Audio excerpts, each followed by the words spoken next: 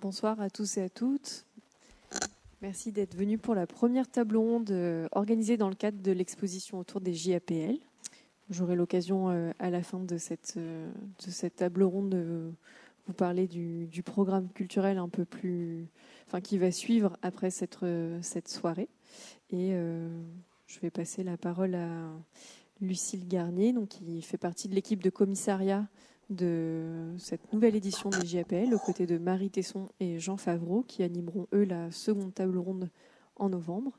Et on invite ce soir 3 agences qui ont été sélectionnées dans cette 5e édition du palmarès, Socle, Figura et Loom Architecture. Merci Lucille. Alors, je vais garder le micro comme ça aussi près de moi. Donc, bonsoir à toutes et à tous. Bienvenue à cette table ronde qu'on a intitulée donc, Mettre l'enquête au service du projet. Retour de pratique de 3 jeunes agences. Avant de présenter les invités qui sont avec moi autour de la table, je voulais revenir rapidement sur le sujet même de la discussion qui est centrée donc, sur la notion d'enquête et de ses usages dans le projet. Alors, qu'est-ce que ça peut signifier de se mettre en enquête et de mettre l'enquête au service du projet? Alors, il y a certains auteurs qui parlent d'enquête de conception ou d'enquête de métier, comme le chercheur Donald Chon, qui l'a fait au début du XXe siècle pour parler d'un processus qui serait non formel de prise de connaissance du réel, qui équivaudrait un peu à une conversation avec les situations. Et quand on parle d'enquête aussi dans le domaine des sciences sociales, on peut penser au philosophe John Dewey qui la théorise en 1927 et pour qui la notion d'enquête est au cœur en fait, de toute relation entre l'humain et son environnement et qui est présente en fait, dès l'organisation des observations qu'on fait des faits qu'on va retenir pour résoudre une situation, c'est-à-dire que l'enquête elle est un peu la détermination d'un problème et simultanément de ses solutions possibles. John Dewey il préfère le terme d'enquête à celui de recherche puisque pour insister sur l'idée que la recherche expérimentale et académique, en fait, elle fait partie de l'enquête, c'est une modalité de l'enquête. Et la recherche académique, il la pense plutôt comme l'idée d'aider à la création de méthodes afin que l'expérimentation puisse se poursuivre de manière un peu moins aveugle, un peu moins à la merci des accidents, de manière plus intelligente et de sorte que les hommes et les femmes puissent apprendre à partir de leurs erreurs et tirer profit de leur succès. Bon, l'enquête, ça vise à prélever des indices pour appréhender et agir sur le monde. Dans ce qui nous concerne, agir plutôt sur les territoires et à répondre à une série de problèmes. Donc en architecture, en urbanisme et en paysage, il y en a pas mal qui s'offrent aux praticiens et aux praticiennes. Et donc ces dernières peuvent en faire un instrument central de leur pratique pour agir, influer, transformer les territoires habités. C'est un peu ce qu'on a voulu interroger dans cette table ronde, puisqu'on s'est rendu compte lors du processus de commissariat, avec les commissaires, les co-commissaires et dans le processus des JAPL, que la question de l'enquête, elle revenait notamment, en tout cas on voulait aller creuser des termes qu'on a souvent entendus dans les discours des lauréats et des lauréates, qui sont notamment les termes d'attention au déjà là, au lieu et au milieu, ou au terme de prendre soin de l'existant. Et donc cette table ronde, ce serait un peu l'idée d'aller un peu creuser plus loin et en pratique ce que ça veut dire. Cette activité, elle met en œuvre un ensemble de pratiques et d'outils d'investigation, donc de recherche, de connaissances empiriques, d'aller-retour avec de l'expérimentation, de réorientation, qui peuvent caractériser bien sûr les compétences du métier d'architecte et de praticien concepteur.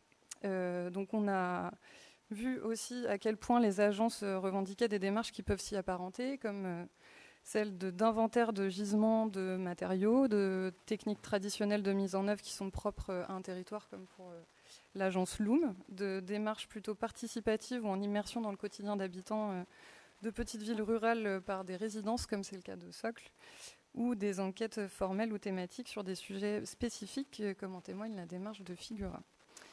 On a repéré également avec les co-commissaires des JAPL que les démarches d'enquête portées par les jeunes agences lauréates participent à ce qu'on pourrait appeler aussi une forme peut-être d'éco-réhabilitation du rôle de l'architecte, puisque ça implique de se mettre en enquête une certaine posture d'écoute, d'ouverture à la pluralité des points de vue et d'acceptation aussi d'une certaine vulnérabilité, dans le sens où on fait face à des situations relativement complexes.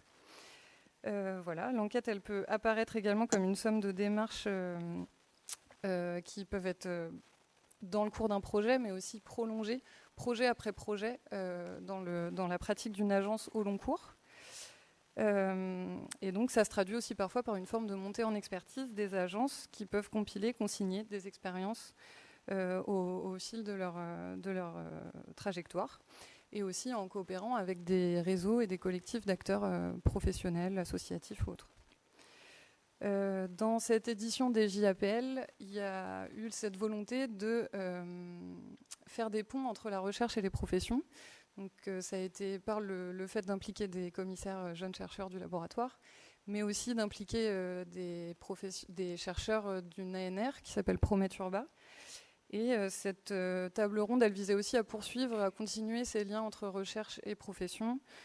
Et donc là, je voulais rappeler notamment le fait que l'enquête, elle permet de faire entrer en résonance les recherches académiques et les pratiques des lauréats. Je voulais revenir sur le fait que Pauline Ouvrard l'avait mentionné dans son texte qui est présent dans le catalogue, où elle résume bien que les frontières entre pratique et recherche deviennent de plus en plus poreuses, notamment parce que des architectes urbanistes et paysagistes intègrent des méthodes de recherche pour enrichir leurs pratiques, mais aussi que de l'autre côté, les chercheurs et les chercheuses collaborent de plus en plus avec des acteurs de terrain en s'appuyant sur des dispositifs expérimentaux pour produire des savoirs utiles aux projets ancrés dans les réalités concrètes. Voilà, c'est précisément ce dialogue-là qu'on voulait poursuivre ce soir pour donner chair à tout ça. Et voir concrètement comment ça se traduit. Je vais présenter maintenant nos invités. Je fais un exercice un peu contorsionniste. Et donc, je vais présenter tout d'abord Adrien Horry, qui forme avec Noémie Corbel et Estelle Sauvêtre l'atelier Socle, un atelier d'architecture, d'urbanisme et de réflexion fondé en 2021, qui travaille à la valorisation de l'existant et des savoir-faire locaux en défendant une pratique transversale entre urbanisme, architecture et pédagogie. Vous vous attelez presque exclusivement à de la réhabilitation de ce que vous appelez le patrimoine ordinaire, mais vous travaillez aussi des plans guides, des études préopérationnelles et de la maîtrise d'œuvres biosourcées publiques et privées. Vous avancez avec notamment des résidences et des programmes de recherche-action qui sont autant de formes d'enquête en immersion, comme je l'ai rappelé tout à l'heure. Ensuite, Chloé Massot sera avec nous. Elle forme avec Héloïse Coipel et Nathalie Debray l'agence Loom Architecture. L'architecture qu'elle développe, ça se caractérise notamment par des projets que le jury a pointés comme surprenants, inventifs et fédérateurs, et profondément ancrés dans leur contexte. En effet, les projets que vous développez naissent toujours d'une cueillette de matériaux et de savoir-faire glanés aux alentours des sites d'intervention. La conception part de cette enquête et de cette expertise que vous développez autour des gisements de matière et des méthodes de mise en œuvre. Et enfin, à côté de moi, on accueille également Judith Buisson, qui est l'une des deux associées de l'agence nantaise Figura, avec François Catoni, qui mêle le design de process à l'architecture et qui développe depuis 2019 une architecture contextuelle dépouillée et précise. L'agence Figura mène en particulier deux sujets de fond que sont l'habitat et le logement, et aussi la question de la ville productive et des zones d'activité. L'agence parvient à articuler ces deux axes comme autant de terrains d'expérimentation que vous explorez à travers des projets construits, des concours et des études préopérationnelles. Alors là, j'ai complètement oublié de faire passer les diapos qui permettaient d'illustrer la présentation des agences. Hop, voilà. Et je voulais, pour commencer cette discussion, vous amener aussi à vous présenter vous-même par vos mots en vous demandant de présenter un projet qui serait le plus représentatif d'une démarche d'enquête que vous déployez à l'agence. Et donc, on va commencer peut-être par Chloé Massot pour ça. Donc, en effet, on a choisi de vous présenter un projet qui est assez révélateur de notre pratique au quotidien. Donc c'est la réhabilitation d'une ancienne épicerie, donc un bâtiment en cœur de bourg de la commune de Sucy-sur-Aire, qui a été transformé en tiers-lieu. Là, le travail de recherche est principalement orienté sur la partie historique au début. On le voit à gauche, on a fait des recherches sur des cartes postales existantes. On a échangé avec des habitants de la commune pour comprendre le bâtiment, sa place dans la commune, et aussi voir à quoi il ressemblait avant, parce qu'on a pu voir en le visitant qu'il avait été modifié. Et donc l'idée, c'était vraiment de retrouver son écriture originelle. et de pouvoir aussi redonner un peu un lieu vivant qu'était l'épicerie à l'époque, via un lieu qui serait ouvert au public. On a aussi voulu retrouver la structure originelle du projet en le dépouillant de toutes les couches successives qui avaient pu être posées au fil des années. Et ce qu'on aime mettre en place aussi dans les projets, c'est un travail de co-conception, donc que ce soit entre nous, entre architectes paysagistes, mais aussi avec les entreprises sur le chantier. Donc là, on voit par exemple à gauche le serrurier qui a fabriqué l'escalier en métal, donc on a co-conçu avec lui. Et aussi l'équipe des terreux qui ont fait un gros travail avec la terre crue, avec qui on a pu vraiment réfléchir aux solutions techniques les plus adéquates au projet. Et c'est eux notamment qui ont amené certaines solutions techniques comme les panneaux de paille qu'on a pu mettre pour isoler la toiture. Donc voilà, c'est tout ce travail de recherche et de co-conception qu'on met en place. Donc c'est bien une question de recherche sur les modes constructifs pour savoir comment fonctionnent les bâtiments sur lesquels vous intervenez. C'est pas facile avec un micro comme ça. Peut-être je vais passer la parole à Adrien Henry pour quel serait votre projet un peu fondateur ou représentatif de la démarche de Socle. Peut-être c'est à une autre échelle. Peut-être oui, à une autre échelle, et puis un sujet qui ne représente pas la totalité de ce qu'on peut faire à l'agence, mais peut-être un premier sujet pour parler de cette question d'enquête. Donc là, c'est un projet qui s'appelle PAF, donc Programmation active dans le Finistère. C'est une démarche qui est menée par le CAUE, la commune de Combrit, ainsi que nous, architectes, donc invités à être en résidence pendant 3 fois 2 semaines sur site. 3 fois 2 semaines pendant lesquelles on va travailler sur, entre autres, et en particulier, un bâtiment existant, l'ancienne école Saint-Joseph, qui est donc dans le centre-bourg, et qui n'a plus d'usage depuis plusieurs années.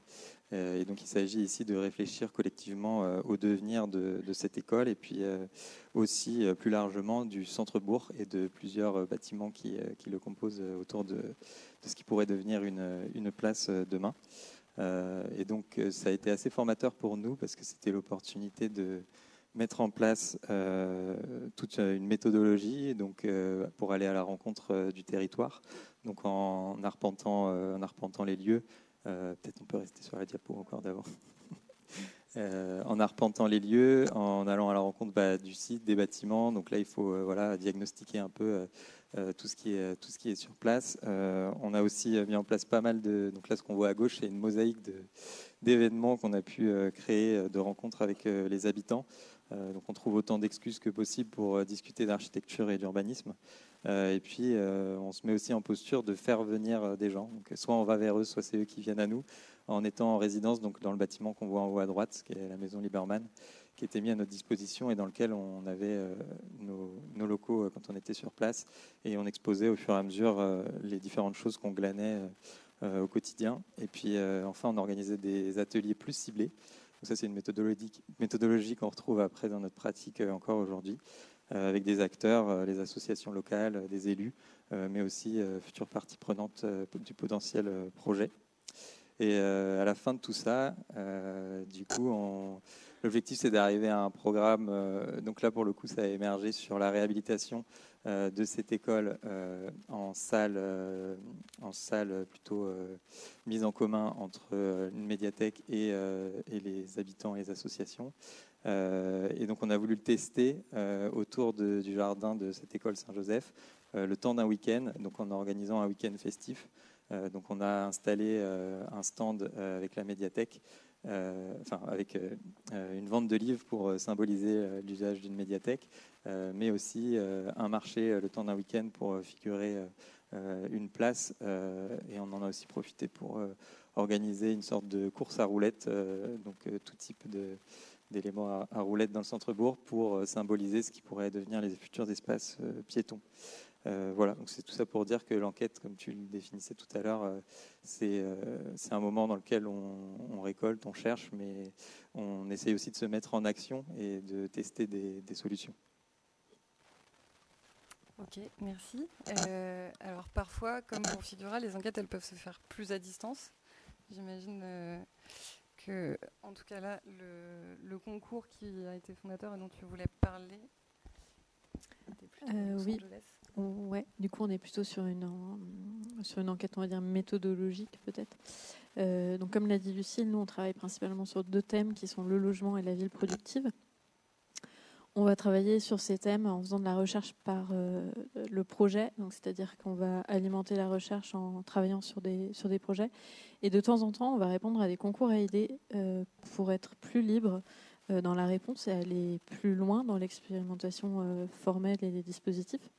Et donc là, on a choisi de vous présenter la réponse à un concours de logement qui a été organisé en 2021 par la mairie de Los Angeles.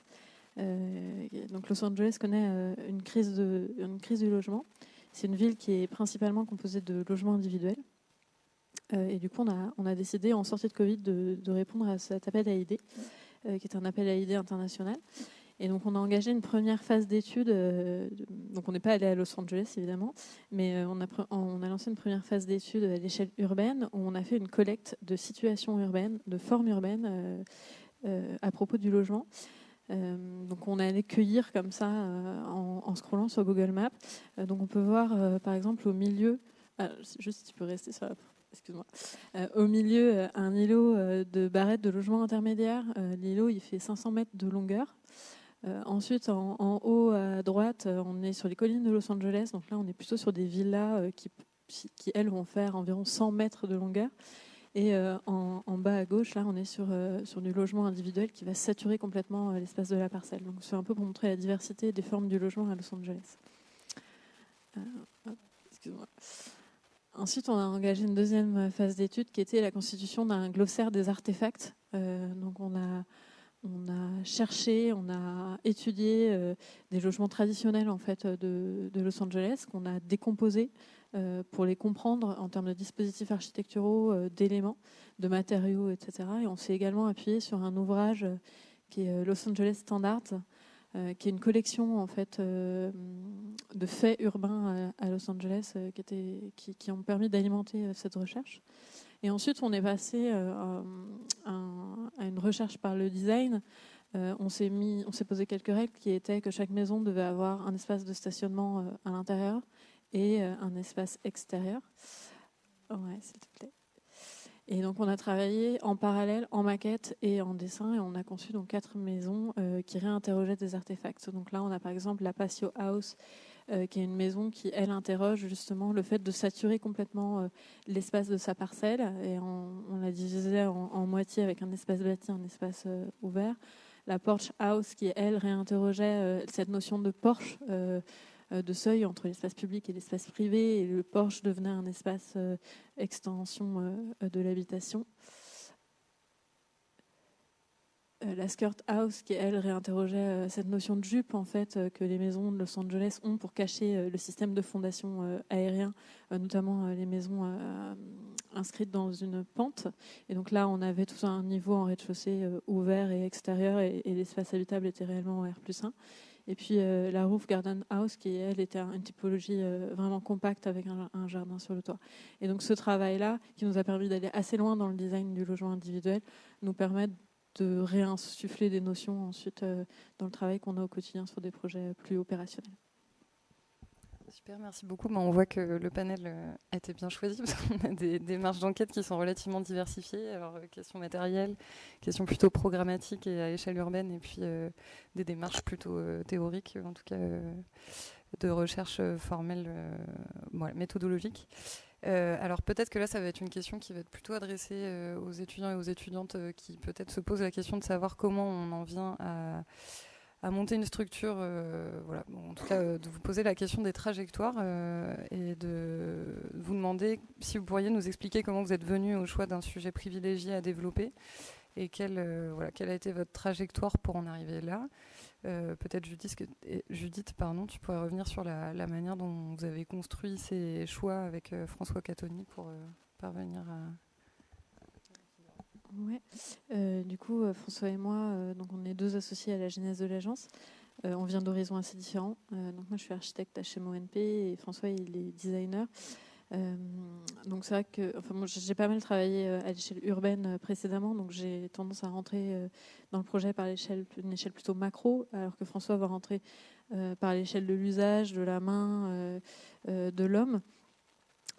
Et donc on travaillait sur des commandes qui étaient différentes de celles qu'on a aujourd'hui à l'agence. Quand on a créé l'agence, donc il y a 6 ans, on a commencé avec une commande plutôt de logement individuel. Donc il a fallu mettre en place une sorte de méthode pour déjà apprendre à travailler ensemble. Et aussi inscrire chaque projet. On ne voulait pas de projet qui soit autonome et un peu sans cohérence du tout.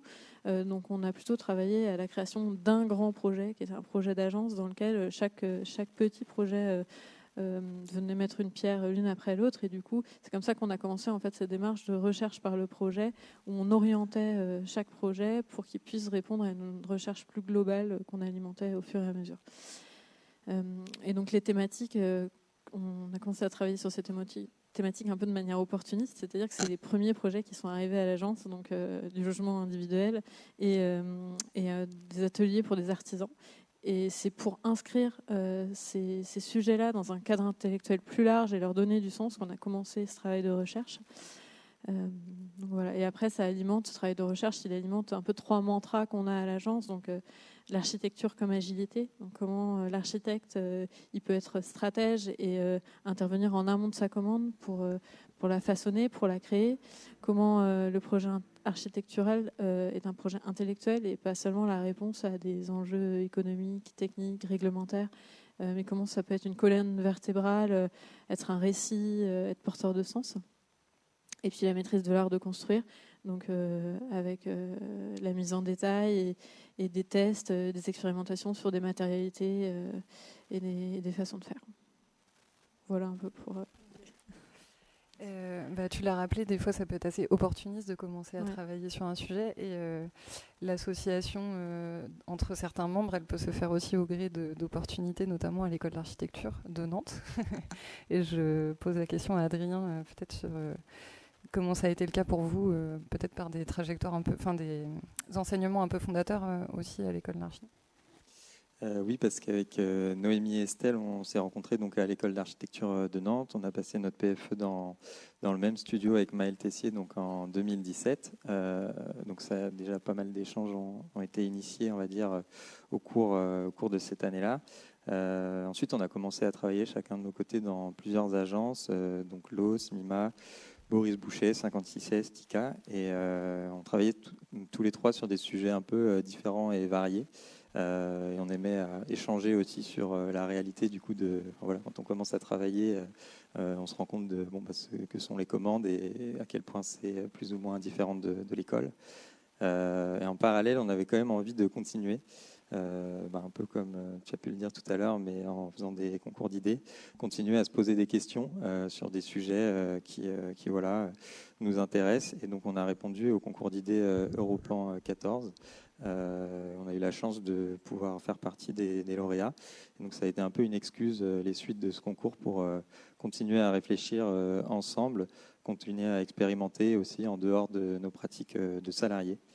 Et à travers de tous ces échanges, en fait, on a aussi continué à se voir régulièrement, donc une fois par semaine à peu près, juste en mangeant ensemble et en discutant de à quel point, on se posait des questions sur nos pratiques et qu'est-ce qu'on aimerait changer demain, idéalement, si on voulait continuer à travailler en architecture. Et donc, de fait, on a, sans trop le vouloir, je pense, commencé à construire notre posture. Qui était de manière idéale, on voulait travailler à la valorisation des existants donc multiples, c'est-à-dire à la fois humains, paysagers, c'est tout ce qui compose notre environnement. Et surtout, ce sur quoi on voulait continuer de travailler, c'était de pouvoir intervenir un peu à toutes les échelles, comme on le fait lors d'un concours. En fait, on se questionne à l'échelle macro. Après, comme tu le disais, après on revient sur des choses plus précises, des matérialités. Et donc voilà, aujourd'hui, c'est ce qui fait qu'on travaille un peu sur tout ce panel de la construction.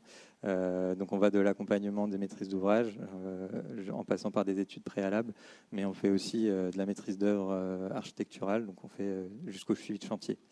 Voilà, nous, ça nous intéresse en tout cas d'être présents à toutes ces phases parce qu'on trouve qu'elles se complètent entre elles et qu'on arrive voilà, à être plus pertinent quand on est sur des projets de maîtrise d'œuvre, quand on sait dans quel contexte on s'implante et inversement à mieux réussir à phaser des projets en amont quand on sait de quoi il en découle pour arriver jusqu'à livraison d'un chantier. Et Chloé, la question de la valorisation de l'existant, peut-être à la manière de SOC, c'est aussi ce qui vous a rapproché toutes les trois avec donc Héloïse Coipel et Nathalie Debré. Oui, ça fait partie des valeurs qui nous sont communes parce que nous, on a une construction d'agence qui est un peu différente avec Héloïse et Nathalie. L'agence Loom, elle existe depuis 10 ans et Héloïse et moi, on a toutes les deux intégré l'agence d'abord en salarié puis en associé. Donc, ce qui nous unit, c'est vraiment ces valeurs qu'on porte ensemble, notamment le respect du patrimoine et du patrimoine ordinaire, comme tu en parlais tout à l'heure, qui nous tient à cœur. Les projets avec un faible impact sur l'environnement.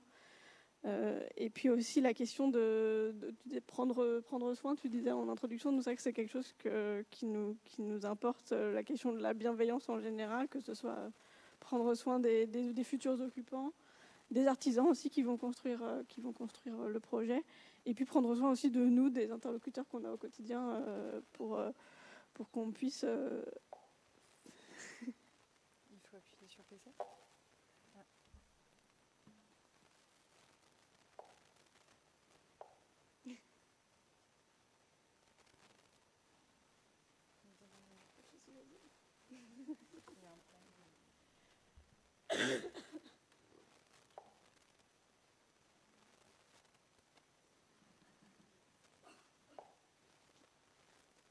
On va y arriver.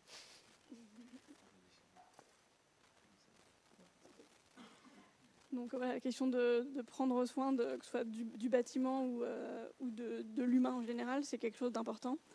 Et je pense que ce qui fait la production qu'on a aujourd'hui, c'est aussi qu'on a des horizons différents, des trajectoires différentes et des sensibilités assez complémentaires qui nous permettent de concevoir comme on le fait aujourd'hui. Ok, alors je vais passer à une nouvelle question, peut-être pour rentrer un peu plus concrètement dans la manière dont vous y prenez sur chaque projet, puisque la question de l'enquête, elle peut effectivement prendre on l'a rappelé, vous l'avez rappelé également, peut prendre des pans différents, qu'il s'agisse d'expérimentation formelle, d'investigation, de mise en réflexion, de diagnostic, d'analyse, de récolte de données. Adrien, peut-être que tu peux nous montrer comment vous faites chez Socle. Alors peut-être pour introduire la question de la mise en enquête, elle a lieu déjà dès qu'on décide de candidater à un projet, ou de répondre à un projet. Parce qu'au final, comme on l'a vu avant, on travaille un peu à toutes les phases de conception de projet. Donc on essaye de voir si tous les feux sont un peu ouverts pour qu'on puisse ouvrir un peu plus des cadres qui sont parfois un peu fermés dans la commande. Et donc ce projet de Maxence, c'est un bon exemple. Parce que ce qui nous est demandé, c'est de réfléchir à la fois à la programmation du bâtiment, aux faisabilités architecturales assez poussées, puisque là on était esquisse voire APS avec un chiffrage assez précis de ce qui pourrait se faire comme projet, mais aussi de réfléchir à la gouvernance du lieu. Et la gouvernance, c'est-à-dire comment ça va fonctionner demain. Est-ce que c'est géré par les citoyens? Est-ce que c'est géré par la commune? Voilà. Donc il y a plein de petites questions qui se posent par rapport à ça, mais qui vont encore une fois chercher au-delà de nos compétences pures d'architecte, on va dire, au début. Donc sur le projet de Maxent, on a donc, comme on avait pu le faire lors de PAF aussi, expérimenté plusieurs formats. Donc là, on a fait visiter le bâtiment, on a organisé des visites guidées. L'idée, là, c'est de nous présenter ce que l'on voit dans un bâti, les qualités architecturales, mais aussi de récolter des anecdotes et des envies d'habitants sur site. Ça, on le fait aussi à travers de repas partagés avec différentes personnes qui souhaitent venir ou de manière plus ciblée avec des associations ou des parties prenantes du projet. Et puis aussi, on s'incruste un peu à des événements existants pour avoir un public plus large. Donc là, notamment à Maxent, il y a les mardis Maxent Fête. Si vous ne connaissez pas, c'est assez incroyable par rapport à la taille de la commune. Ça invite pas mal de personnes. Voilà, donc tout ça pour se mettre, nous, dans une posture d'apprenant, mais aussi d'apprentissage. Donc à la fois, on apprend aux personnes des choses de notre regard d'architecte, et en même temps, on récolte et on apprend des vrais experts des lieux, c'est-à-dire les gens qui habitent au quotidien. Donc voilà, ça c'est une démarche qu'on aime à faire, et à la fin, on aime bien mettre tout le monde sur un même niveau de discussion, on va dire. Et donc on rend toutes ces paroles en disant parole d'architecte, parole d'habitant, parole d'élu, parole d'association, et on les note un peu sur des formats photos comme on voit en bas, pour restituer un peu tout ce qui s'est dit sans jugement et sans raccourci, pour voir aussi que parfois arriver à un programme comme on a là, illustré au milieu par ce schéma, et ben c'est pas forcément mettre tout le monde d'accord, mais c'est se retrouver sur des points de vue assez divergents. Enfin, dans ce projet-là, donc là on voit des images un peu de matérialité. Donc on est amené à diagnostiquer assez précisément le bâtiment, ce dans le but de derrière pouvoir faire des faisabilités qui sont assez tranchées, pour se dire voilà à quel point on va respecter ou pas le bâti existant, qu'est-ce qui peut venir comme programme aussi à l'intérieur du bâtiment au-delà des envies. Parce qu'on est face à des bâtis existants, et du coup on ne peut pas forcément accueillir tous les programmes non plus, de par les dimensions ou les caractéristiques bâties, notamment si on veut respecter les qualités patrimoniales de ces petits existants. Donc voilà, toutes ces choses-là, ça s'intègre précisément à un appel d'offres, où après on va consulter les architectes maîtres d'œuvre qui vont réaliser le projet, et d'expérience pour nous répondre sur des appels d'offres, plus c'est précis en amont et prévu dans le budget, et plus on arrive à des projets de qualité pour les maîtres d'ouvrage. Et donc là, la particularité, c'est qu'aujourd'hui, on continue d'accompagner la commune sur ce projet-là, notamment sur la question de la gouvernance. Et pendant ce temps-là, il y a d'autres architectes qui sont en train de réaliser la maîtrise d'œuvre et qui prennent la suite. Et on aime assez ce format de mise en lien, de se croiser avec d'autres architectes à d'autres moments. Voilà, on trouve ça assez intéressant. Un autre petit exemple rapidement, mais aussi pour expliquer pourquoi on arrive à être assez précis sur ces questions de chiffrage et de réhabilitation, notamment sur ce programme de tiers-lieux, puisque on fait aussi de la maîtrise d'œuvre en chantier. Et aussi pour montrer que l'enquête, elle ne se limite pas à des phases amont du projet, et qu'elle a lieu jusqu'au bout, jusqu'à la réalisation du projet. Là, ici, on est sur la réhabilitation de la gare de Sucé-sur-Erdre en tiers-lieu. Donc ce qui est assez fréquent dans ces bâtiments-là, c'est qu'on retrouve des matériaux à la fois anciens, mais aussi avec un début de modernité, puisqu'on est le long des voies ferrées. Donc c'est des bâtiments avec des murs en pierre, mais avec des cerclages métalliques pour renforcer toute la structure au niveau des planchers. Et notamment, là on voit un petit exemple en haut à droite d'un plancher dit type Roussel ou plancher parisien. Donc c'est des poutres métalliques avec des ogives en plâtre. Donc voilà, qui raconte quand même l'époque de construction de ce bâti. Et donc le plus simple pour ce projet, vu qu'on venait intégrer un escalier et un ascenseur, ça aurait été de casser tous les planchers. Mais voilà, quand ça veut dire un peu quelque chose pour le bâtiment, on essaye de quand même conserver ces éléments-là. Et donc on a travaillé pas mal avec le bureau d'études structure et l'entreprise de Gros Œuvres pour consolider ce plancher et le conserver en place. Et pour garder un peu ce côté historique et voir les interventions qui avaient été effectuées, on a décidé de laisser tout ce qui était intervention neuve en béton brut et apparent, et tout ce qui était de l'existant, de le repeindre en blanc dans le bâtiment. Et à gauche, un peu comme tout à l'heure sur la question de l'escalier que tu disais, on a pas mal travaillé avec le serrurier en chantier, donc surtout pour reproduire cet escalier qu'on voit à l'extérieur, qui nous avait pas mal plu architecturalement, qui lui est d'une seconde vie du bâtiment quand il avait été transformé en maison des associations. Et donc voilà, il y a eu un travail assez fin avec le serrurier pour reproduire cette courbe, et avec la complexité de cette fois-ci intégrer l'escalier dans un bâti existant, alors que là, à l'extérieur, on voit bien que c'était plus simple à poser. Donc c'était pas mal creuser les méninges pour remettre en avant cette architecture. Et donc on le voit, la question de l'enquête, elle n'est pas que dans une phase qui serait préalable à la question de la formalisation, mais qu'elle elle intervient aussi dans la manière de dessiner des projets, et aussi peut-être avec la question de la matérialité. Et là, je vais m'adresser à Chloé. Est-ce que vous avez des exemples chez Loom de cette manière d'être toujours un peu en dialogue avec les sites d'intervention, et notamment les matériaux qui sont disponibles pour, je l'ai dit tout à l'heure en plus en introduction, qui sont source pour la conception chez vous? En effet, donc on a deux projets qui sont assez différents, mais qui expliquent tous les deux notre démarche de cueillette, comme on l'a appelé. Donc pour nous, ce travail d'enquête, ça a deux objectifs. C'est d'abord comprendre le territoire, que ce soit à l'échelle de la commune. Bon, ici, on est sur une petite commune de 500 habitants, pour être pour avoir le contexte. Et jusqu'à l'échelle de la parcelle, donc comprendre l'histoire, les évolutions, pourquoi l'école elle est ici et pourquoi on veut la garder ici. Et puis il y a tout ce travail de recensement de ressources locales, donc que ce soit des ressources matérielles, donc les matériaux présents à proximité, qu'ils soient des matériaux bruts ou des matériaux transformés. Et puis aussi faire un inventaire des savoir-faire locaux, donc des entreprises, des artisans, des industries, de tout ce qu'on peut trouver à proximité, donc avec un cercle plus ou moins large selon ce qu'on va chercher. Donc, par exemple, sur l'école de Mouais, donc là, le programme, c'était une extension de l'école, donc c'est la création de 2 classes. Donc, on a d'abord fait un travail de recherche sur les architectures vernaculaires locales, et on s'est attardé un peu plus précisément sur les hangars agricoles, qui sont pour la plupart faits en bardage à couvre-joint avec du bardage bois local. Donc on a repris cette écriture architecturale avec du bardage bois qui vient de la Syrie d'à côté et des forêts locales.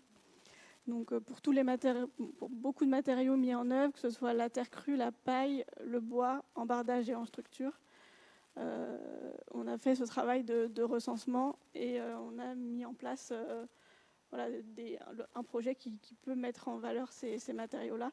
Et ce projet a aussi la particularité de faire intervenir des entreprises d'insertion locale.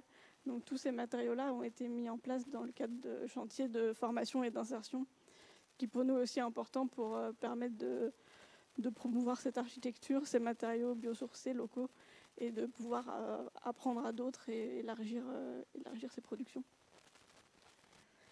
Un deuxième projet très différent, donc en étude actuellement à l'agence, c'est le théâtre universitaire de Nantes, qui se situe dans la zone des facs à Nantes.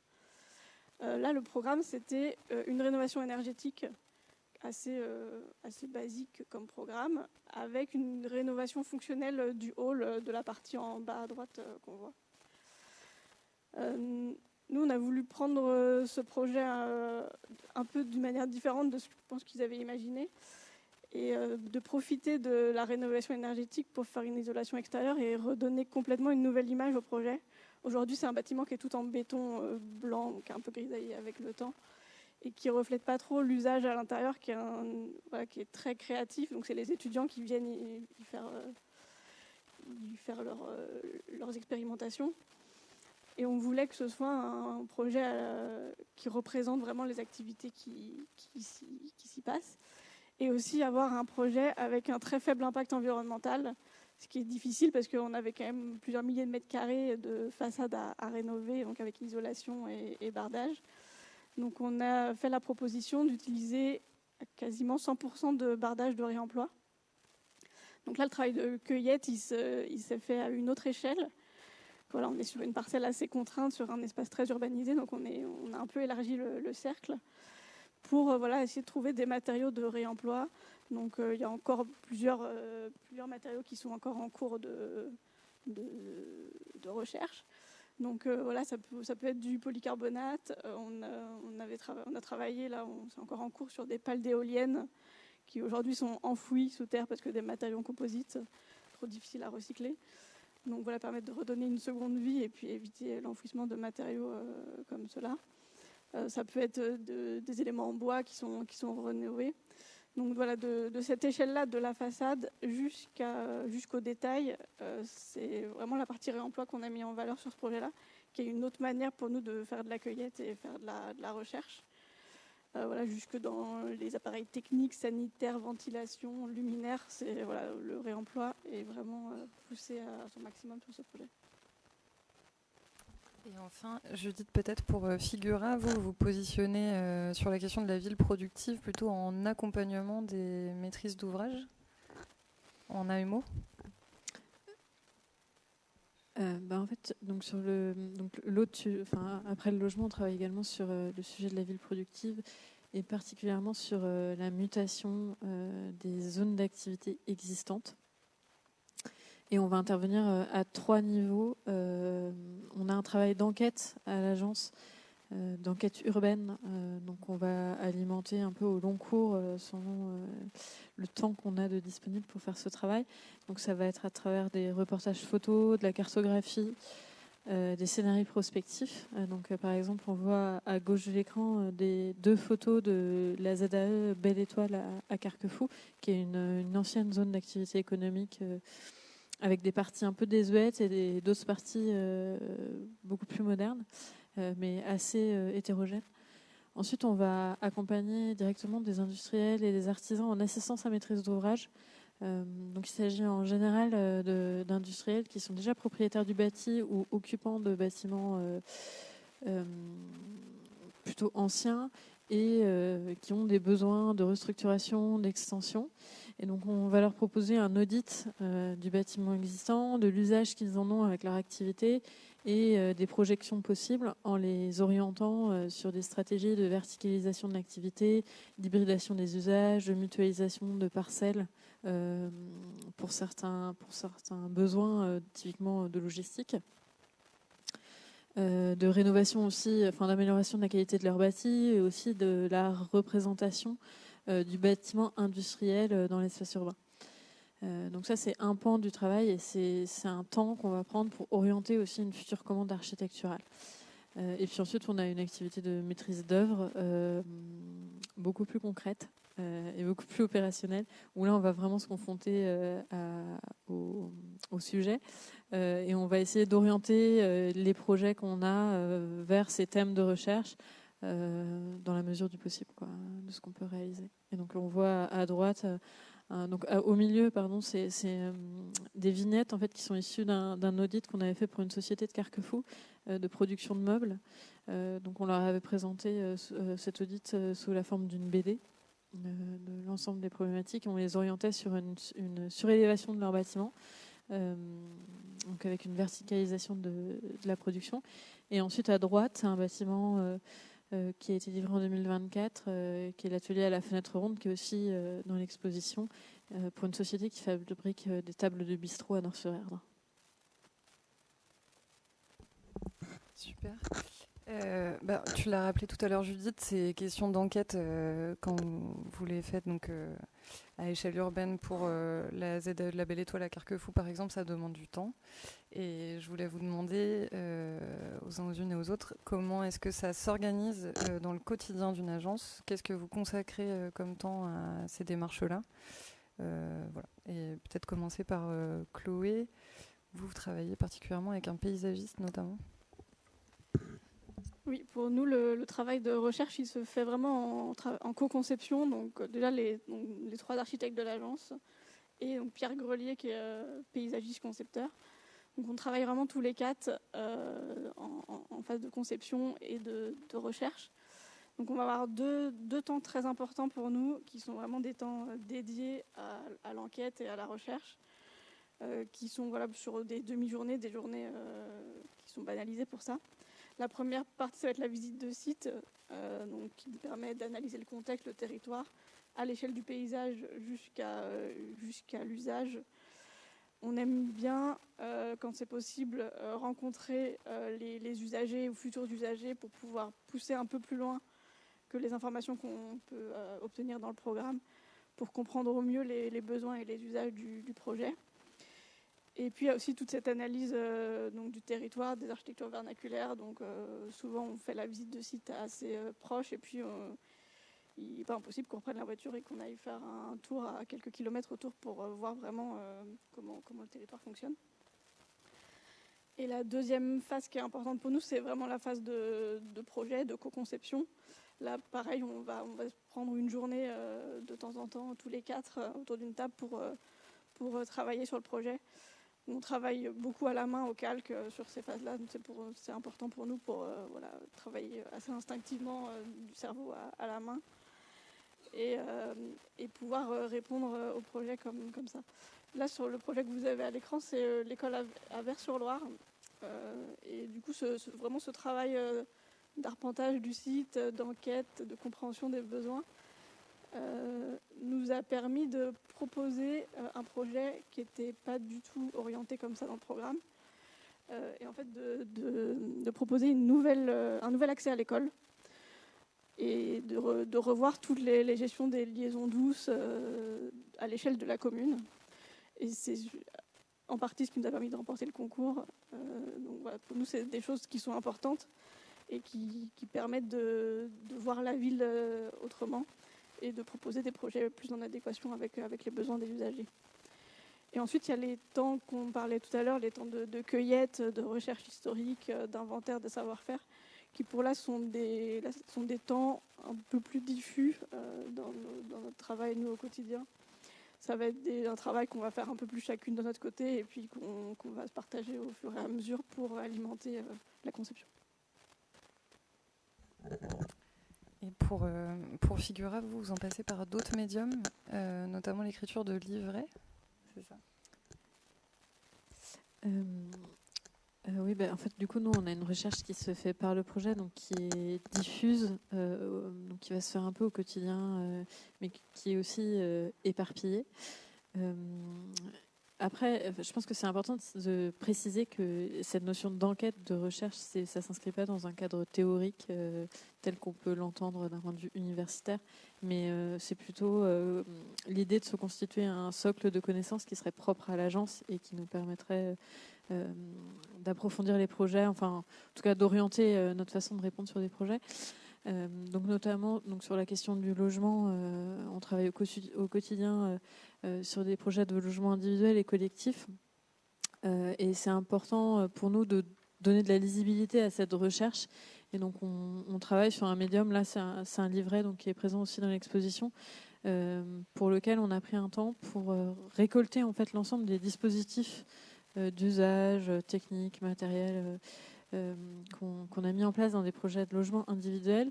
Donc, en fait, les pages de gauche sont issues des projets qu'on a menés et sur la page de droite, c'était une démarche d'ouverture où on allait récolter plutôt des exemples qui avaient été réalisés par d'autres agences d'architecture sur des projets à plus grande échelle ou d'autres types de mise en œuvre. Et ça nous permet, ce livret aujourd'hui, c'est plutôt un outil de travail également qu'on va communiquer à nos collaborateurs pour qu'ils aient une vision, en tout cas, sur le travail qui a été fait jusqu'alors à l'agence. Donc, par exemple, à gauche, Haussmann, l'infinie réinvention. Donc là, c'était un projet de division d'un appartement haussmannien en 3 logements. Qui avait été rendu possible par l'épaisseur des planchers des immeubles haussmanniens et par les colonnes de réseau qui existaient. Et à droite, on voit ici donc un extrait de Paris Haussmann de Lannes. En haut, un sorte de poteau capable qui mutualisait structure et réseau. Donc ça, c'est issu d'un projet d'étudiants de Versailles. Et puis en dessous, une sorte d'expression de matérialisation de ce poteau capable. Donc c'est un projet de Nicolas Dorval-Bory où on a autour d'un poteau une applique, une douche, un lavabo, etc. Et donc comme ça, on a récolté plusieurs dispositifs qui avaient été mis en œuvre dans nos projets. Donc l'eau en circuit court, comment on récolte l'eau pluviale et on s'en sert à usage domestique. Qu'on mettait en relation avec les Watertanks de New York et comment à une échelle du logement collectif, tout d'un coup, l'eau pluviale, elle devient un marqueur architectural de la ville. Ou encore, je ne sais pas si vous voyez très bien, mais après, c'est un projet de bureau spectaculaire pour le MoMA, où en fait, ils installaient des piscines dans un exosquelette. Et juste 2 autres exemples. Domesticité mutualisée, c'était comment on pouvait mettre en commun des usages domestiques et des besoins, type machine à laver, aspirateur, etc., entre plusieurs logements. Donc ça faisait aussi référence au projet de division d'un logement haussmannien qu'on mettait en parallèle avec Free Kitchen de Sam Chermayev. Et puis, ou alors étrangeté et curiosité, comment est-ce qu'on peut ramener des éléments un peu étranges, un peu curieux dans un projet de logement collectif. Et c'est un projet de Ludgen Madaman, enfin, je pense que j'écorche leur nom, mais vous voyez de qui je parle. On peut retrouver de toute façon ces livrets sous vos panneaux d'exposition. C'est ça. Mais bon, c'est vraiment un livret qui a usage de l'agence. C'est pas du tout quelque chose qu'on rend public. Sinon, au-delà de ça, c'est vraiment un outil de travail. Okay. Et Adrien, peut-être tu veux compléter sur, pour Socle, la manière dont vous organisez sur ces questions ? Oui, aussi pour préciser, comme tu le faisais juste avant, que la question de recherche, nous on ne s'estime pas chercheurs et la question de la recherche elle n'est pas non plus académique à l'agence. La question de l'enquête, par contre, elle nous parle beaucoup pour ce qu'on a évoqué tout à l'heure. Aussi, juste pour redire que on a quand même un métier qui agit pour l'intérêt général. Et nous, ça, on trouve ça assez important. Et c'est pour ça qu'en fait, il faut inclure ces moments-là de questionnement et d'enquête dans les temps d'agence. Donc nous, c'est prévu, ça rentre dans les temps des projets. C'est pas quelque chose qu'on met à côté. Aussi par sécurité, pour se dire que pour répondre de cet intérêt général, il faut qu'on puisse se rémunérer et que ça passe dans les temps de projet. Sinon, le risque, c'est demain, on n'a pas le temps, c'est les parties qui peuvent se faire squeezer. Donc nous, dans l'organisation du travail, ces enquêtes-là, elles sont intégrées à nos méthodologies. C'est quelque chose qui est assez évident sur les études préopérationnelles, puisque de toute façon, on rend des méthodologies assez claires dans lesquelles on intègre donc tous ces moments. Donc par exemple, là, on a parlé des résidences tout à l'heure. Nous, on a des lignes qui sont notées avec 2 jours de résidence et combien coûte en fait ça dans le projet. Mais pour nous, c'est immuable, c'est comme ça qu'on travaille et on ne peut pas les sortir en fait de cette conception. C'est pas une option. Pour les projets de maîtrise d'œuvre, ça demande un peu plus de dextérité parce que la profession d'architecte, elle est quand même assez réglementée. On répond à des contraintes qui sont précises et cadrées par la loi MOP. Et donc là, du coup, c'est à nous de savoir prendre le temps de manière diffuse, comme vous le faites aussi, pour incrémenter nos réflexions de projet au quotidien. Mais bon, c'est important de rester curieux. Sinon, c'est sûr que on peut vite être en décalage avec ce qui se passe autour de nous. Et on pense que il en va de la responsabilité de l'architecte d'être au courant et donc de se creuser un peu la tête. Alors Judith et Adrien, vous avez bien pris des précautions de dire que la recherche académique c'était une chose et que la mise en enquête dans une agence en était une autre, mais comme je le rappelais en intro, il y a quand même des hybridations, des ponts qui peuvent se faire et puis on pourrait quand même se poser la question de se dire comment est-ce qu'on fait avancer la connaissance sur la pratique depuis les agences. Peut-être de manière plus incarnée et un peu prospective, je voulais vous demander en dernière question ce qui vous vient à l'esprit quand on parle de recherche par projet, mais aussi comment ça résonne avec ce que vous faites et qu'est-ce que ça vous donnerait envie d'approfondir à long terme si on avait là une échelle de temps de 5 à 10 ans, qu'est-ce que vous aimeriez approfondir et Adrien, je te redonne le micro. Nous déjà, ce qu'on aimerait faire, c'est déjà continuer à faire ce qu'on fait aujourd'hui, parce que c'est pas si évident, comme je le disais juste avant. Il faut réussir à faire rentrer tout ça dans un fonctionnement d'agence, donc avec les honoraires qui y sont liés. Et aujourd'hui, le contexte est quand même assez tendu. Les prix de rémunération de nos métiers ne tendent pas vers le haut, on va dire. Il y a une deuxième chose qui, pour nous, peut-être si j'avais fait une petite illustration. Et assez importante, c'est de continuer à partager un peu tous ces retours du terrain qu'on a aujourd'hui.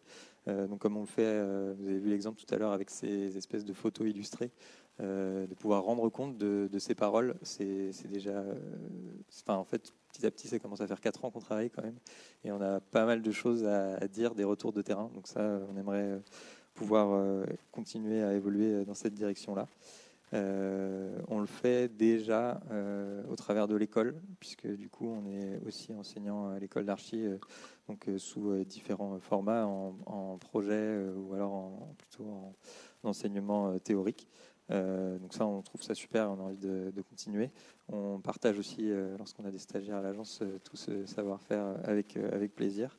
Et plus récemment, on s'essaye à répondre à un colloque, l'hypothèse symbiotique. Du coup, on est plutôt là axé vers tendre la main vers la recherche.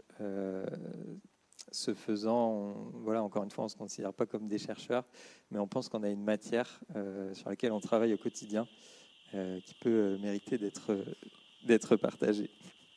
Je ne sais pas ce qu'on doit faire là. Un petit peu maudit ce soir. Figura, la question du modèle économique, elle pose aussi question, on en avait parlé en amont, pour perpétuer cette recherche. Oui, enfin, nous, on a une partie de la recherche qui est recherche par le projet, du coup, qui est plus ou moins financée par les projets.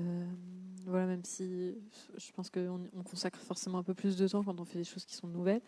Après, la question qu'on se pose, c'est complètement une question ouverte, mais c'est comment financer une étude, par exemple, qui serait prospective sur la mutation des zones d'activité existantes, sans s'inscrire à une réponse dans le cadre d'une réponse à un appel d'offres qui serait vraiment à but opérationnel, et du coup, on aurait forcément moins les mains libres. Voilà, c'est un peu une question qui est active, en tout cas là en ce moment à l'agence, de savoir est-ce que c'est possible de rassembler des fonds privés, publics pour financer une étude.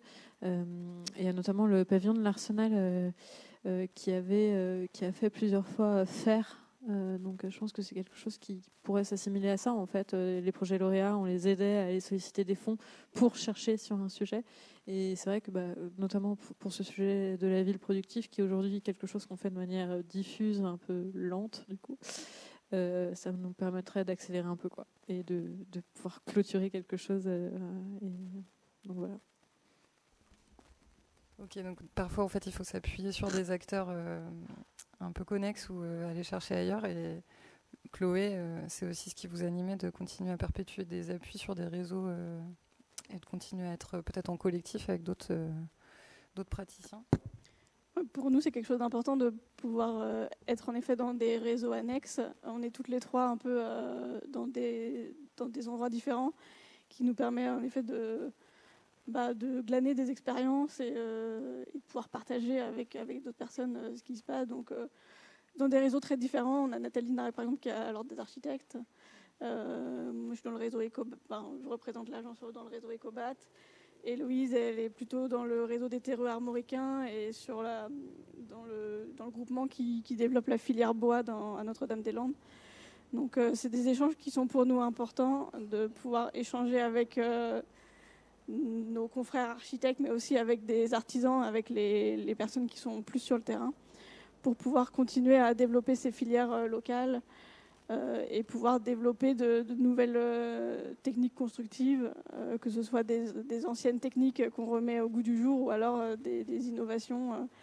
Voilà, c'est pour nous quelque chose, comme disait Adrien, des choses qui sont importantes, de pouvoir être au courant de ce qui se passe. Surtout dans les filières du biosourcé, du géosourcé, du réemploi, ça évolue assez vite depuis plusieurs années. Et c'est pour nous important d'être présent et de pouvoir participer à ce développement-là. Merci beaucoup à tous les trois. On arrive à la... J'ai plus de questions, moi, en tout cas pour vous. En tout cas, merci beaucoup. Je pense que les trois trajectoires, elles étaient assez complètes et intéressantes pour discuter de cette... Enfin, on n'a pas fait le tour de l'enquête, en fait. On peut continuer toujours, je pense, à aller chercher plus loin. Et puis, je pense qu'il y avait notamment cette question de la pratique réflexive qui est, malgré la différence des sujets abordés, est tout autant présente dans les trois structures que vous représentez. Maintenant, il nous reste quelques minutes, je ne vais pas dire de bêtises, peut-être 30 minutes, 20 minutes, entre 20 et 30 minutes, pour des questions de la salle. Le micro est disponible.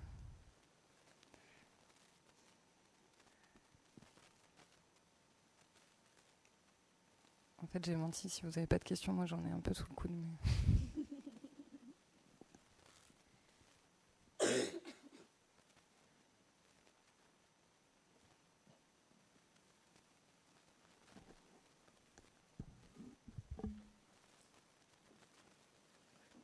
Bonsoir à vous trois, merci pour la conférence. Question plutôt adressée à Loum. Quand vous parliez notamment de l'école de Mouet et des ressources locales que vous n'avez pas vraiment trop citées, savoir un peu comment, par exemple, les ressources ont parfois modifié votre dessin, comment vous avez fait avec la ressource bois, par exemple, quel calpinage vous avez dû peut-être revoir, ou mobilier, ou dimension, enfin autre. Comment vous arrivez à vous adapter avec voilà, cette ressource qui n'est pas toujours comme on l'imagine, j'imagine. Qui n'est pas industrialisée. Oui. Voilà. Donc en effet, les ressources les plus importantes qu'on a utilisées sur l'école de Mouet, ça a été la terre crue, la paille et le bois. On avait un maître d'ouvrage qui était très engagé sur le projet, qui avait déjà des stocks notamment de terre crue. Un agriculteur qui était un des élus de la commune avait fait son stock de paille. Bon, il a fallu qu'on refasse la moisson suivante parce que le problème d'humidité, de stockage, d'où l'importance d'avoir des personnes formées et compétentes sur le projet. Et sur la question du bois, il y a eu 2 sujets. D'abord la partie préau qui a été faite avec du bois local, juste écorcé, donc on est vraiment sur du tronc brut. Et en effet, là, on n'avait pas la ressource avant de concevoir le projet, donc on avait imaginé des sections et des assemblages, mais ça a été un vrai travail de conception avec l'association des hommes et des arbres, qui est du côté de Rennes plutôt, qui a sa propre gestion des forêts. Il s'occupe des coupes, de déligner le bois, de faire les assemblages, de gérer les chantiers participatifs. Donc, on a eu, ça a été assez particulier. Là, c'est des éléments du marché qui ont été sortis du marché d'entreprise assez classique par les structures d'insertion. On a pu les sortir, et puis parce que c'était des petits montants, ce qui nous a permis de co-concevoir avec ces entités-là dès la phase APS, APD, et ce qui nous a permis d'anticiper toutes les questions qui sont en effet liées au gisement. Et sur la partie bardage bois, là on était aussi sur du bois issu de la scierie voisine, donc avec des bois qui ne sont pas forcément tous plans, droits. Et là, le calpinage, par exemple, s'est fait en direct sur le chantier avec les entreprises d'insertion. Donc on avait forcément un système à reproduire, mais c'est quelque chose qu'on a fait directement sur chantier avec eux, donc pendant les visites de chantier qui duraient peut-être un peu plus longtemps que des réunions classiques, mais qui ont permis de mettre en œuvre ce bois local sur le projet. J'ai répondu à la question.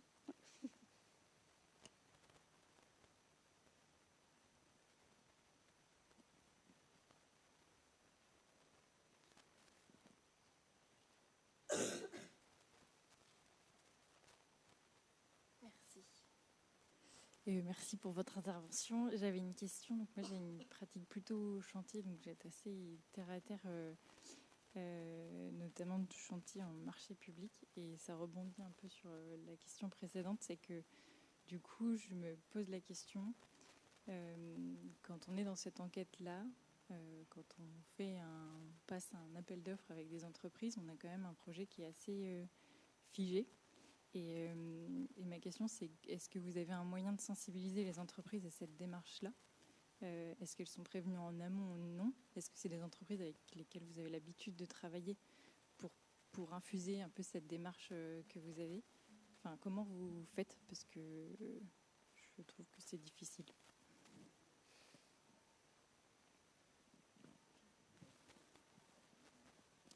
Alors juste pour être sûr de bien comprendre, donc tu parles de comment on fait pour intégrer des matériaux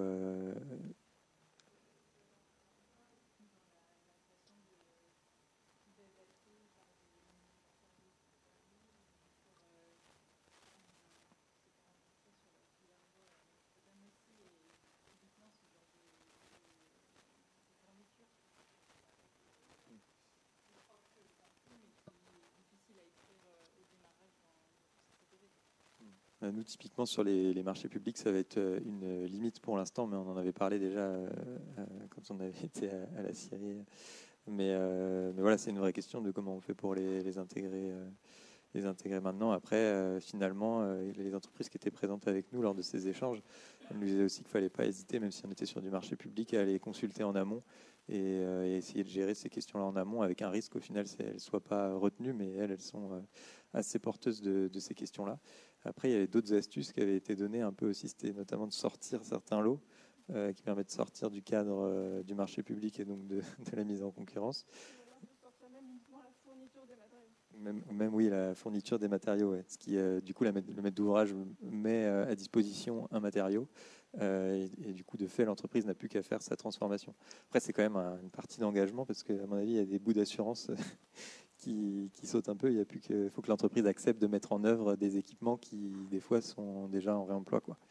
Moi, je dis ça, après, c'est que des échanges qu'on a eus, mais moi, sur les projets, ça m'est encore jamais trop arrivé de réussir, autre qu'en les décrivant précisément dans un CCTP, qu'il faut réutiliser la pierre de site qui est détruite, d'un bâtiment qui serait démoli sur place, ou des ardoises, des tuiles, enfin voilà, ça, c'est des choses qui doivent être écrites très précisément dans les CCTP pour que ça puisse se faire. Sinon, le côté improviste et de pouvoir se fournir en bois, etc., ça c'est quand même, ça reste assez compliqué, quoi. Je pense qu'il faut être bien avec pas mal d'entreprises pour réussir à le mettre en œuvre. C'est vrai que les limites sont assez floues, nous encore de notre côté, sur ce qu'on a le droit de faire ou pas en marché public, notamment sur les questions de localisation, par exemple. Nous, on l'a fait sur certaines zones. En prenant bien en compte qu'il faut quand même qu'il y ait de la concurrence, donc il faut qu'il y ait au moins 2 entreprises sur le secteur qu'on demande qui puissent produire la fourniture ou exécuter le projet.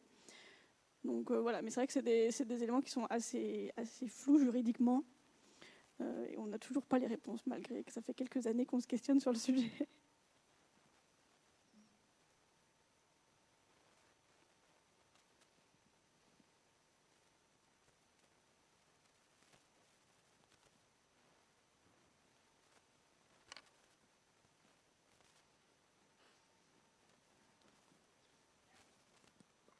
Oui, moi je voulais vous interroger peut-être sur la question de l'enquête. Ça me fait toujours un peu penser au fait que vous rencontrez toujours beaucoup de gens, beaucoup d'usages et d'usagers en général.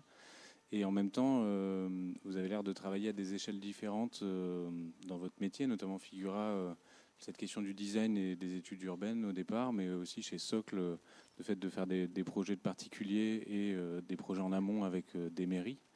Et cette question en tout cas de l'usage, de la rencontre et de l'enquête dans le sens sociologique du terme, est-ce que finalement vous arrivez à faire des ponts entre vos projets et vos échelles? Je ne sais pas si je suis très clair, mais en tout cas, est-ce que dans votre démarche, qui maintenant pour vous trois dure depuis quelques années, vous vous retrouvez à penser à vos clients particuliers quand vous discutez avec des maires?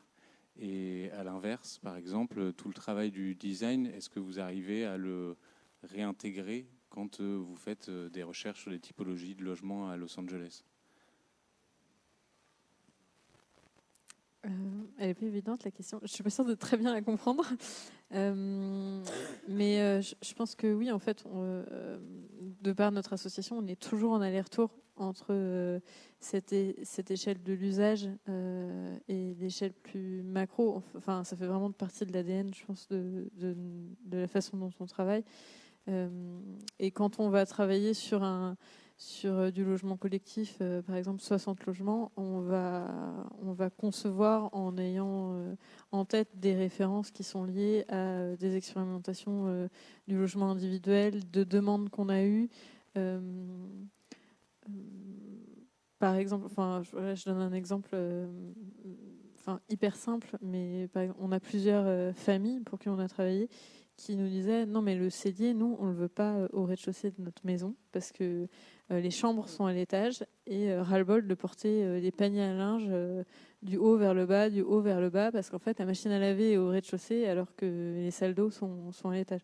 Et c'est vrai que par exemple c'est quelque chose, quand on parle de rencontres sociologiques, c'est un besoin presque pas anticipable, et quand on va dessiner du logement collectif en duplex, c'est vrai que la question du cellier et de la place de la machine à laver dans une famille, à ce moment-là, on peut éventuellement se poser la question de où est-ce qu'on la place, et du coup on va reporter ces problématiques de logement individuel au logement collectif.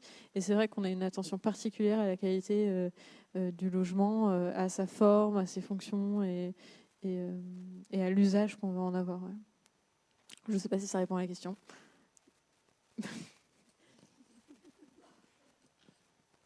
Alors pareil, je ne sais pas si je comprends exactement la question, mais si l'idée c'est de faire des ponts entre les différentes échelles sur lesquelles on travaille et du coup les différents types d'enquêtes auxquelles on est confronté, nous c'est particulièrement ce qui nous intéresse de faire au final. C'est pour ça qu'on intervient à toutes ces échelles.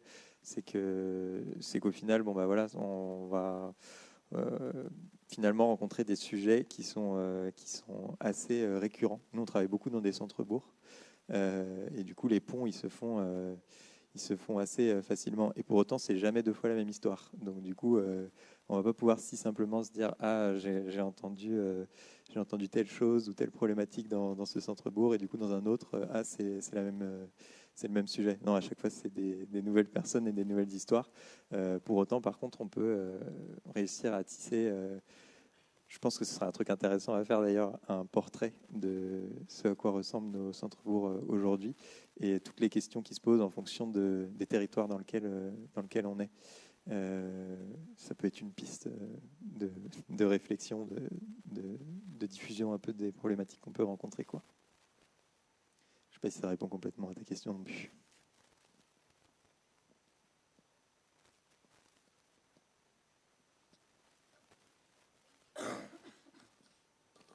Merci pour la présentation de vos projets. Moi, je me posais une question, c'est qu'est-ce qu'on peut conseiller à des étudiants et des étudiantes ici en archi ou en design ou en paysage pour s'approprier un peu vos méthodes de travail? Est-ce qu'il y a des astuces? Est-ce qu'il y a des ressources à consulter? Est-ce que vous avez réfléchi un peu à... J'ai cru comprendre que certaines d'entre vous enseignaient dans certains cours à l'ENSA, mais voilà, comment faire pour s'approprier un peu ça et le mettre au cœur de projet, peut-être pas encore avec des CCTP, mais par contre à différentes étapes des études, par exemple ici. Je peux peut-être commencer à répondre du coup. Déjà, je sais pas. Donc là, nous, avec plaisir, on vous présente notre travail, nos méthodologies. Après, si ça inspire, tant mieux, j'ai envie de dire. Mais dans le fond, je trouve que c'est important de se construire soi-même aussi aujourd'hui. Et donc nous, par exemple, toute notre intention, c'était de monter une agence qui réponde à des problématiques qui nous sont chères et qui nous questionnent aujourd'hui. Je pense que chaque étudiant aura les siennes. Et du coup, on peut fréquemment être quand même sollicité pour des stages ou des choses comme ça à l'agence. Et on voit dans les textes qui sont apportés dans ces différents mails ou candidatures qu'il y a des personnes qui ont une vraie sensibilité pour ces démarches-là. Et pour le coup, quand elle est là, souvent, elle est compréhensible et utilisée à bon escient. Donc, quel conseil je pourrais donner, à part d'être curieux et de se faire confiance dans ce qu'on a envie de faire et de développer. Et ouais, de surtout être toujours rester ouvert aussi au monde qui nous entoure pour bien intégrer, pour bien se poser les bonnes questions et y répondre de la manière qui semble la plus juste, quoi. Je sais pas si ça te va comme réponse. Et puis je pense que les étudiants de Nantes ont la chance d'être sur un territoire où il se passe beaucoup de choses, où il y a des événements qui se passent un peu régulièrement. Donc ce qu'on peut leur conseiller aussi, c'est d'aller participer, de ne pas hésiter à aller piquer une tête, que ce soit en effet à Notre-Dame-des-Landes ou dans des ateliers de concertation de leur quartier, pour aller voir comment ça marche, ce qui fonctionne, ce qui ne fonctionne pas. Enfin, voilà, aller découvrir tout ce qui peut se passer autour de nous, quoi. Je pense qu'il se passe beaucoup de choses. On aimerait bien participer, nous, à tout ça. On n'a pas le temps au quotidien. Je pense qu'en tant qu'étudiant, on a peut-être un peu plus le temps à voir. Mais je pense qu'il ne faut pas hésiter à aller participer à tout ça, même si vous n'êtes pas invité directement.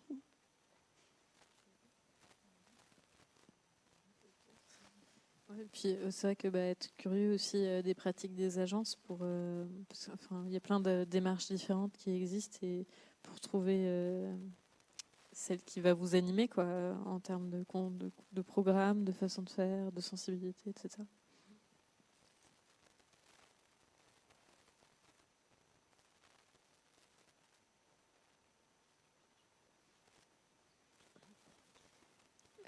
Adrien, tout à l'heure, tu parlais d'une participation à un colloque sur lequel vous travaillez actuellement avec Socle. Tout à l'heure, tu précisais comment est-ce que les démarches d'enquête, elles avaient toute leur place de façon évidente, par exemple sur plutôt les résidences et les études urbaines, un peu moins dans le cadre plutôt de projets de maîtrise d'œuvre, un petit peu plus difficile à insérer.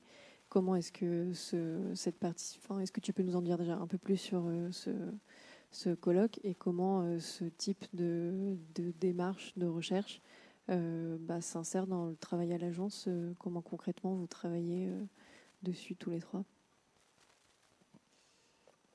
Déjà, c'est quelque chose d'assez nouveau, hein. Pour le coup, cette année, on a essayé de pas mal mettre l'accent sur... donc nous, Socle, on dit qu'on est un atelier d'architecture, d'urbanisme et de réflexion.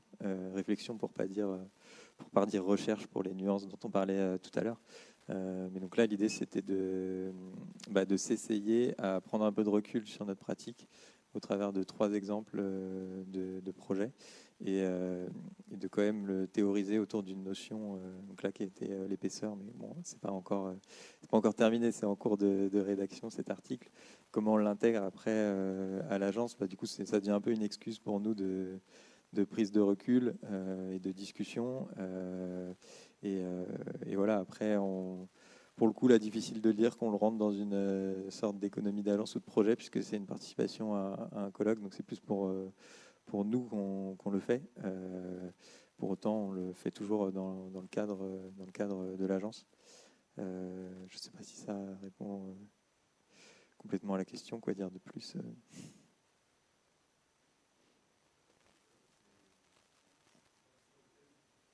L'hypothèse symbiotique.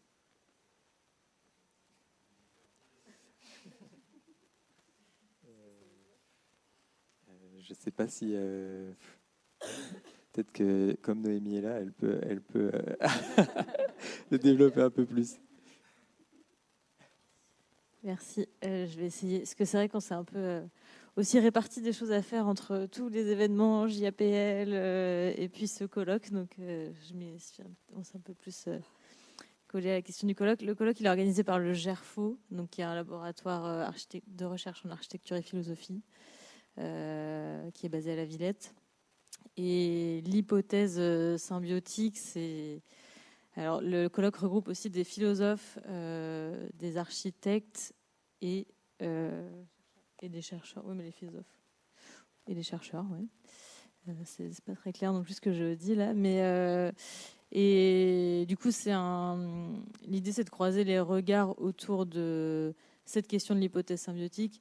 Et le point de départ étant que nous sommes tous reliés dans ce monde et que faire l'hypothèse que nous sommes tous reliés et donc interdépendants peut nous amener à penser les choses peut-être autrement pour l'avenir de nos modes de vie, de nos espaces habités et ce genre de choses. Et donc nous, on apporte là dans l'article et la proposition pour ce colloque vraiment un rapport du terrain.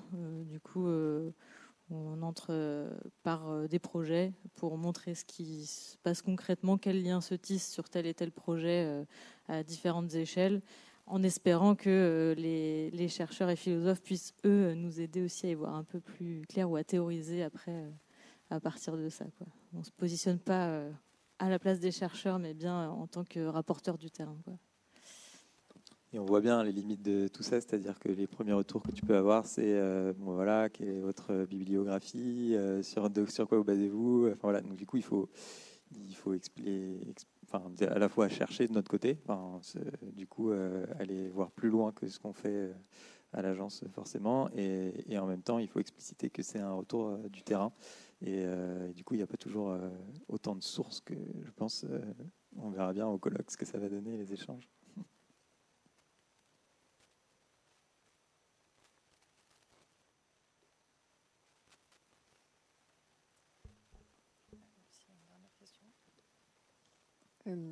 Là où peut-être je voulais un peu aller avec ma question tout à l'heure aussi, c'est, je crois que dans le palmarès, je crois que c'est François Massin de Atelier du Ralliement qui mettait en avant que dans sa pratique, il essayait de se dégager une journée ou une demi-journée par semaine pour être productif différemment, donc de se nourrir d'autres choses pendant la semaine et qui viendra nourrir les projets et la pratique. Et la question, c'était est-ce que vous arrivez tous les trois à sacraliser des temps comme ça qui en dehors d'un projet, viennent vous nourrir et qui serait un peu la demi-journée. Je ne sais pas, par exemple, combien d'heures semaine vous travaillez. Est-ce que vous faites un 35 heures en 5 jours comment ça s'articule votre travail pour vous nourrir et enquêter sur toutes ces choses?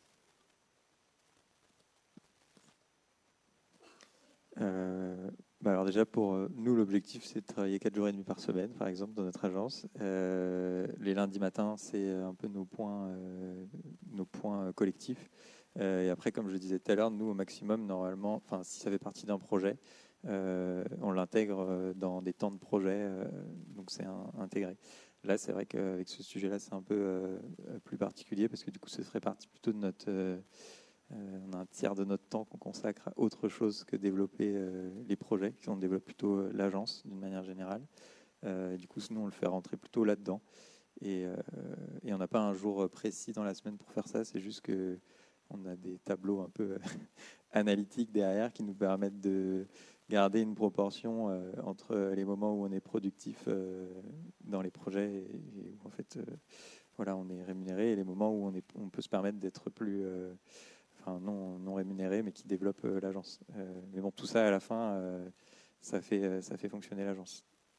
Mais on n'a pas un jour précis dans la semaine où on fait ça. Alors nous, on n'arrive clairement pas à se libérer une journée par semaine pour cette partie recherche-développement. Mais par contre, c'est vrai qu'on a un peu quand même le vendredi après-midi, déjà le vendredi, nous, on est un peu tous en télétravail à l'agence. Et on n'arrive pas à le faire toutes les semaines, mais du coup, on arrive à rendre cette journée un peu plus libre et à y intégrer de la participation à des événements collectifs, à des visites de projets, à de la recherche. Donc, c'est clairement pas de l'hebdomadaire, mais c'est des temps qu'on essaie de se libérer de temps en temps, on va dire plutôt. Nous, globalement, c'est un peu comme vous. Et ça va vraiment dépendre aussi du rythme de l'agence. On passe vraiment de périodes extrêmement denses en boulot où là, il n'y a absolument pas de temps pour aller faire des visites, etc. Et des périodes beaucoup plus calmes, notamment, par exemple, en général, le mois de janvier, c'est moi. Enfin, voilà, donc, il y a une forme de périodicité de l'année qui nous permet de nous dégager du temps pour avoir un peu plus de temps pour enquêter, pour faire du développement de l'agence, etc. Donc on n'est pas sur une récurrence chaque semaine, mais on essaie de trouver du temps dans l'année, quoi.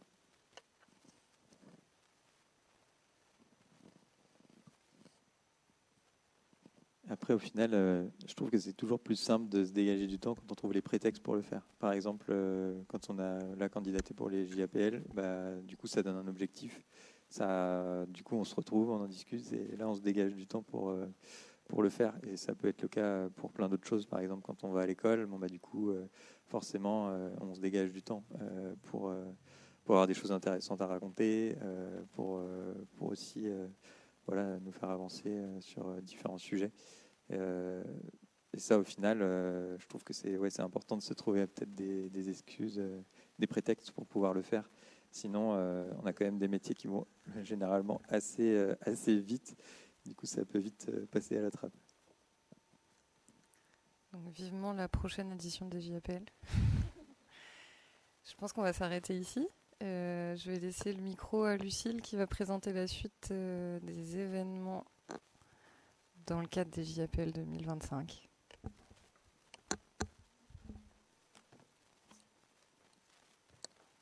Merci.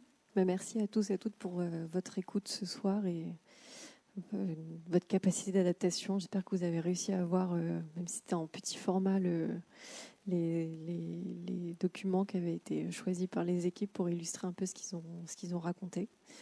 On espère qu'on pourra faire mieux du coup pour la prochaine table ronde qui a lieu à peu près dans un mois, qui sera aussi un événement de dévernissage puisque l'exposition autour des JAPL, Elle est présentée à Nantes jusqu'au vendredi 21 novembre. Ensuite, elle va itinérer dans la région à partir de 2026 au Mans, à Angers, à La Roche-sur-Yon et aussi à Laval. Et donc, le 20 novembre prochain, une deuxième table ronde qui invitera le reste du palmarès. Donc, Martin Priarolo de Fleuve qui est là ce soir, aux côtés de François Massin pour l'atelier du ralliement, Faustine Tlemceni pour l'atelier ISO, l'équipe vendéenne du palmarès, et Delphine Charnassé pour bientôt. Et ensemble, donc ils vont être en discussion avec Marie Tesson et Jean Favreau, les deux autres co-commissaires aux côtés de Lucille. Ils vont s'intéresser plutôt à la question du territoire, ce qui est ressorti assez fortement en transversalité entre toutes les équipes de cette 5e édition. C'était un attachement fort à cette question du territoire. Et là, l'idée, c'est de venir la détricoter entre le territoire depuis lequel les agences exercent, donc pour certaines depuis les métropoles, pour d'autres dans des villes moyennes, certaines en périurbain ou aux alentours des métropoles. Et le territoire après de pratique où sont situés les projets que réalisent les équipes et avec quelles ressources sont situées les ressources avec lesquelles sont mis en œuvre leurs réalisations. Donc c'est tout ça qu'on explorera ce soir-là. Et en attendant le 20 novembre, peut-être que vous savez qu'on est actuellement dans le week-end des Journées nationales de l'architecture. Donc ce sont 4 jours où l'ensemble des acteurs culturels autour de l'archi proposent pas mal d'actions. C'est un peu les Journées du patrimoine, mais spéciales architecture. Donc ce soir, on avait cette première table ronde. Et puis demain, on ira donc visiter un des projets présentés dans l'exposition. C'est la surélévation extension d'une maison au Cellier, réalisée par l'atelier du ralliement. Il reste encore quelques petites places. Il y a 2 créneaux de visite à 15h et à 16h. C'est un petit projet pas dans Nantes, mais quand même facilement accessible. Si jamais vous êtes disponible et que ça vous intéresse, vous pouvez encore nous rejoindre. J'ai pas de visuel, mais toujours dans le cadre des Journées nationales de l'architecture, samedi, on organise 2 visites guidées de l'expo, couplées à une visite architecturale du bâtiment de l'école d'archi. Les créneaux, c'est 11h30 et 14h30. Là, à nouveau, si ça vous intéresse, vous pouvez retrouver tout ça sur l'agenda de l'Ardépa. Et puis, pour rebondir sur quelques projets qu'on a vus ce soir présentés par les équipes, le vendredi 31 octobre, on va se rendre à Sucé-sur-Erdre pour une double visite de 2 projets de réhabilitation en tiers-lieu. Le quai des possibles, donc qui est la réhabilitation de la gare de Sucé-sur-Erdre qu'a présenté Socle tout à l'heure avec ces sujets de plancher Roussel et de ce contexte ferroviaire. Donc, comment est-ce qu'on peut réhabiliter ce petit patrimoine? Et puis la rénovation du coup du petit commerce en centre-bourg pour les bureaux de Loom, espaces de coworking, d'exposition, etc. Il y aura également pendant cette visite l'agence LOS qui était mandataire du projet de la gare. Et puis donc ça sera l'exposition sera déjà finie à Nantes, mais on prolongera jusqu'à fin novembre ce cycle d'action autour des JAPL avec un circuit de visite en Vendée. Là, il reste encore plein de places, vous pouvez tous vous inscrire. Et donc là, on va croiser des réalisations à la fois faites par les JAPL de ce palmarès, donc notamment le projet de cette salle polyvalente réalisée à Saint-Révérend par l'atelier ISO, dans le parc du Moulin, qu'on voit ici. Et puis, comme c'était la seule équipe vendéenne à avoir aussi un peu la seule à avoir réalisé des choses en Vendée, on est allé fouiller dans nos archives et voir ce qu'avaient fait les précédents lauréats. Et donc, on ira voir en début de journée le crématorium de Chaland, réalisé par Ronan Prino. Et puis, le midi, on ira dans le cœur de ville de Chaland, où le collectif Vous vient de livrer une halle, une sorte de halle de pause à l'emplacement de l'ancienne halle Le Marché. Et comme ce projet s'inscrit dans une requalification un peu plus globale du centre-ville de Chaland, porté par Atelier Georges, on invitera aussi la chargée de projet à venir nous raconter cette restructuration du tissu urbain. Voilà, Atelier Ronan Prino et le Colectivo étaient donc JAPL 2020. Si vous avez des questions sur la programmation, je peux aussi y répondre, mais sinon, c'est toute une bonne soirée.